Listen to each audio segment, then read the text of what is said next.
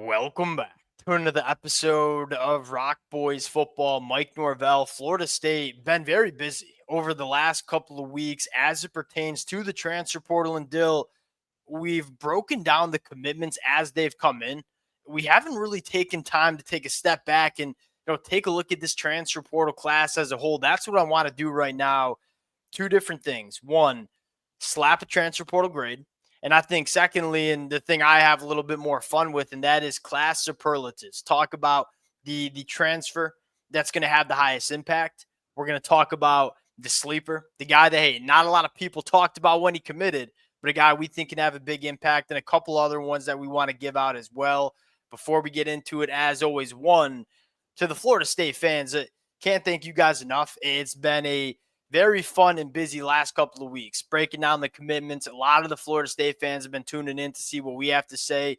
Can't thank you guys enough. We love talking this program. Appreciate you guys rocking with it. If y'all do enjoy the content, consider subscribing to the channel. Much more importantly, let it fly in the comment section. Highest impact, that sleeper transfer portal edition. Would love to hear from you guys. Dill, I'm going to give you the T-box. Let's go big picture first. Transfer portal grade and overall feelings about what Mike Norvell, Florida State, have done in this transfer portal window.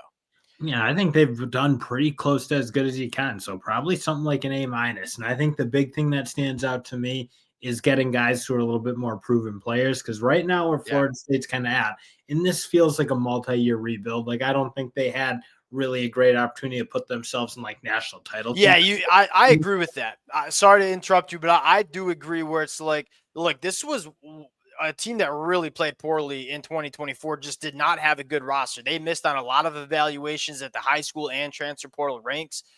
I don't think you can go from what you saw in 2024 to undefeated, competing for a national championship. There's probably some stepping stones. That's not saying Florida State can't be very competitive this year, but I do think there's a little bit of a process to get back to where Florida State belongs as a program. Because there's got to be some things fixed, and it really does start at the high school level. Like they need to get more guys developed through that program who go pro as Florida State high school recruits. So that's obviously where it starts. But I think they've put together a portal haul that'll stabilize this program and keep them from like they can't have another year where they win less than like 5 games or something like that. Would just be inexcusable. And I think right now with the amount of proven guys they have at the positions they needed to put some proven guys in, I think they've done a really solid job. What have we said all transfer portal cycle for Florida State?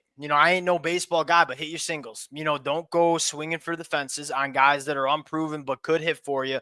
Go get a lot of quality football players. That's what Florida State has done. The thing that stands out to me the most is the offensive line. I mean, Dill, you brought in 7,300 snaps on the offensive line. This is a bona fide proven offensive line that is overturned in one offseason. That's hard to do. Mike Norvell and Florida State did it. I'm going to give it a B+. I think it's really solid. There's not a lot of holes that you can fit. And I think as we talk about it, like the kind of players I think fit what Florida State wants to do. And I think that stands out to me as well. Now, let's go into most impactful. The transfer portal edition that has the highest impact for Florida State in 2025, that is, who you got? And we lost you. I'm going to add you back. We lost you. Dill, you hear what we're talking about, right? I'm pretty sure you just did that on your own, by the way. I saw what you were doing monkeying around there. Highest impact, transfer portal edition. Who you got? I got Luke Pettibon. I think they needed a guy to come in and kind of be a pro along this offensive line.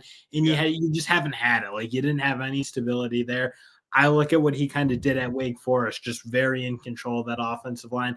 I think he's going to kind of galvanize that group and be the leader of it. So to me, that's where it starts for Florida State. I mean, they were so poor on that offensive side or offensive line side of the ball.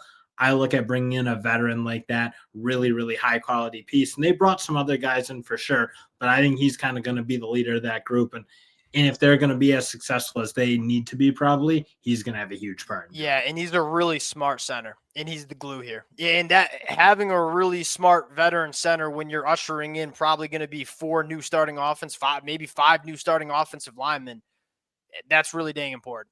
His impact on the team's not going to be reflected in a box score, but he's going to have a big impact.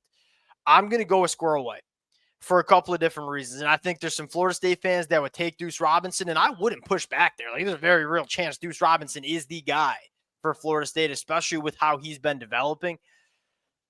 Squirrel White was that missing piece in the wide receiver room to me. You know, when Squirrel White committed, I believe it was on a Sunday night, we talked about how there was so much size and so much length and so much verticality to the Florida State wide receiver room. There really wasn't that guy that, you know, can be the separator, can be the yards after the catch guy.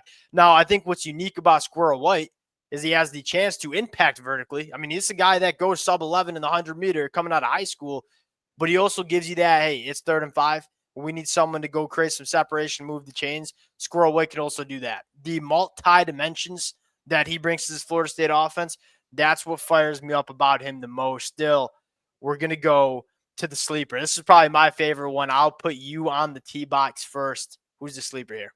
I think it's Caleb LaValle. And I think a lot of it kind of starts with he didn't play really on UNC until that UConn game. And he's Caleb awesome. had a huge impact. Yeah. You look at how guy who plays sideline to sideline, not like a hyper elite athlete, but really good sense of the position. Felt like he did a really good job in that UConn game. And that's something, again, we talk about some very major issues for Florida State. Their linebackers not really having a grasp of how to play that position particularly well, and the ability to fit their right holes and be sure tacklers. I look at him, I think he's going to have a huge impact on this team. Not a highly rated guy coming out of the portal, but a guy who I think is going to play a lot for Florida State. There's no doubt that Florida State probably, I don't even know if he was in the transfer portal before the bowl game, but he probably wasn't on your radar. And then you see what he does in that bowl game. I think played 56 snaps there. Very, very impressive outing, and said, hey, we need some young bodies that can come in. Now, he's one of the guys I had under that developmental transfer portal edition. So what I like about him is I think he can come in and push for a starting spot, but I think he's also another guy that you can just stack in that linebacker room and kind of put in the crock pot, so to speak, and see what he looks like 2026, 2027.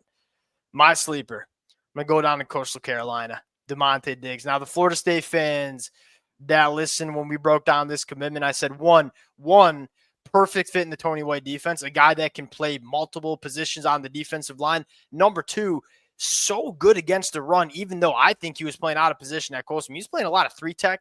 He played at times the nose, 265 pounds. And he's tough as nails in there, man. Like, he doesn't give you the elite pass rush upside, but how do you get sacks? You get sacks by stopping the run on 1st and 2nd down, putting offenses in those 3rd and long situations where you can pin your ears back and get after the passer. Demonte Diggs is going to do that. I don't think he goes for 10-plus sacks, but he's probably filling up the run stop category. That matters if you're Florida State. And again, the versatility I really like.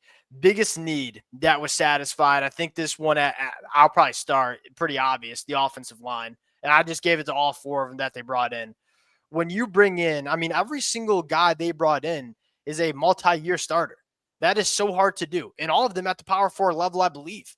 Micah Pettis, multi-year starter at Ole Miss. Luke Pettibon, multi-year starter, all ACC guy, Wake Forest. Adrian Medley, he started every single game last year in the Big 12. Then Gunnar Hansen, 3-year starter at Vanderbilt in the SEC. That's hard to do. It's hard to revamp an offensive line in the portal. We knew it was the biggest need. I think they knocked it out of the park in terms of revamping this offensive line. Yeah, and I wouldn't fight you there. Obviously, I kind of went with Pettibon as the most impactful because I do think, like, as much as it was a need, it's like I think you kind of said it. I think that unit's going to kind of put their stamp on this team because it's so much different than what they did last year. Oh, yeah. And frankly, what they've done in the past in the portal, which is just go take guys who maybe were, I don't want to say washouts at big schools, but like, oh, they backed up at Alabama or they have a lot of potential. Like, right now, you got a ton of guys who you kind of know what you're going to can play. Yeah, agreed. Who you got for the biggest need satisfied here? Yeah, so we just reversed them. I went Squirrel White because I kind of thought the same thing. Like, they need a guy who they're bringing on all these big boundary receivers who can get down the field and stretch it. And obviously, that's something Gus Malzahn wants to do. So you needed that piece too. But later in the portal cycle, a guy who's, again, flying a little bit under the radar, probably to an extent, is Squirrel White because they needed a guy to work the slot and be able to get open and give themselves some more easy stuff. Like, that just never felt like a thing that Florida State had something to go to get anything easy. Everything was really, really hard. It needed like perfect kind of execution downfield. They just obviously weren't doing it. So huge need. Squirrel White was probably the best guy for that in the portal, or at least one of the best guys, I think. Yeah, it's just the missing piece in the wide receiver room. All right, developmental prospect. And I kind of cheated here because I think this player is going to be really good for Florida State this year, but I also think there's massive room for improvement, and that's James Williams. Look, James Williams was ranked very highly out of the transfer portal, and rightfully so. He was one of the best pass rushers in the Big Ten this year. But I still think there's a lot of room for improvement. Dill, I remember go back to 2023. You see this long, twitchy, walk-on edge rusher at Nebraska only play about 40 snaps in that season. But when you saw him as like that looks different. Surprised he's not on the field a little bit more. You fast forward to 2024, he's kind of the guy. Like third and long, pin your ears back, get after the passer. James Williams, him. Now, the why I have him as the developmental piece is, yeah, you're getting a good player that we know is a good player because we saw it at Nebraska in the Big Ten, but he's a guy that is seemingly just getting better so quickly. And so, yeah, he might be really good for Florida State as a junior this year. I don't think he's going to be a one and done guy. I think he's going to be back on this roster in 2026. And like, if this kid continues to develop, you're looking at one of the better edge rushers that we're going to see in the country. Fire me up for James Williams, not only as a good player right now, but that developmental guy that can become great for Florida State. And for mine, I'll stick on the defensive line and go Jason Jenkins. Not another, yeah, I like that one. Not a super old or not a super young player, I wouldn't say, but he's a guy I don't really think ever played his role or played his optimal role, let's say, on that Tennessee defense. Like they had him mostly as a 4-3 defensive end. I don't know that he's quite athletic and twitchy enough to rush the passer from there. He was always pretty good against the run, but he's a guy I look with the Tony White way of doing things where you line your guys up kind of in different spots depending on the situation. Again, very similar to what they did with Jamari Butler at Nebraska. That's kind of his model I think I'm looking at. I think maybe has a little bit more higher upside. So not a guy that they'll have a ton of years to work with, but probably be there for 2 at this point.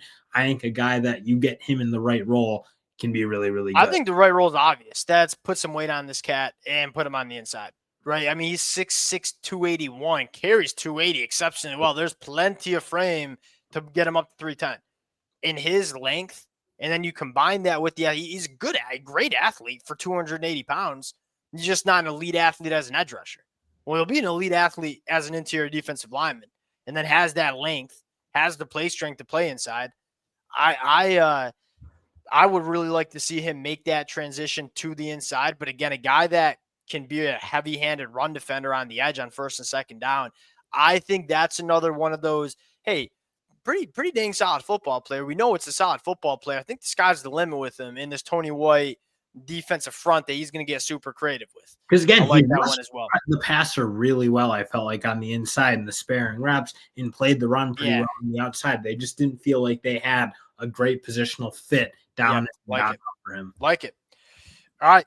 That'll do it for the superlatives. That'll do it for the grade. Would love to hear from the Florida State fans in the comment section. Appreciate you guys rocking with it. If y'all do enjoy the content, consider subscribing to the channel. We'll talk to y'all later. Peace.